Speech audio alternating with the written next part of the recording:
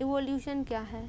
तो इवोल्यूशन उस प्रोसेस को कहते हैं जिनके कारण किसी भी स्पेसीज़ के ऑर्गेनिज़म समय के साथ बदलते रहते हैं, क्योंकि उनके जेनेटिक मटेरियल में चेंज आते रहता है।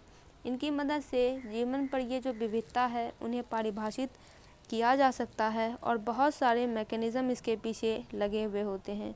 तो पहला है नेचुरल सिलेक्शन, ये डार्विन ने बताया था। इसका मतलब है कि ऐसे ऑर्गेनिज़म जिनके पास की अच्छे ट्रेट होंगे, अच्छे गुण होंगे, तो वो इस इन्वायरमेंट में ज़्यादा सर्वाइव कर पाएंगे। और एग्ज़ाम्पल इसका हो जाएगा कि अगर जिराफ की नेक लंबी थी तो ये इवॉल्व हुए और जिनके कारण वो दूर तक में जो भोजन था वो खा सके। म्यूटेशन क्या होता है? तो म्यूटेशन है कि अगर किसी भी ऑर्गेनिज़म के डीएनए में अचानक चेंजेज आ जाती है तो उनमें नए नए गुण भी आ जाते हैं। हालांकि बहुत सारे म्यूटेशन न्यूट्रल होते हैं या हार्मफुल होते हैं, लेकिन बहुत सारे फ़ायदेमंद भी हो सकते हैं और इवोल्यूशन में योगदान देते हैं। फिर होता है जेनेटिक ड्रिफ्ट, यह एक अचानक होने वाला प्रोसेस है जिनके कारण किसी भी पॉपुलेशन के जीन पूल में चेंजेज हो जाती है, खास करके जो छोटे पॉपुलेशन होते हैं। फिर आता है जीन फ्लो, ये होता है पॉपुलेशन में जीन का मूवमेंट होना, यह माइग्रेशन के कारण हो सकता है। इससे होता क्या है कि किसी भी पॉपुलेशन में जेनेटिक डाइवर्सिटी आ जाती है। फिर होता है स्पेसिएशन का मतलब होता है न्यू स्पेसीज का फॉर्म होना।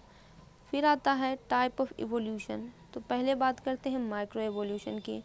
ये किसी भी स्पेसीज में छोटे समय के लिए छोटे छोटे चेंजेज होते हैं, जैसे कि चेंज इन एलील फ्रीक्वेंसी, जैसे बैक्टीरिया में एंटीबायोटिक रेसिस्टेंस का होना।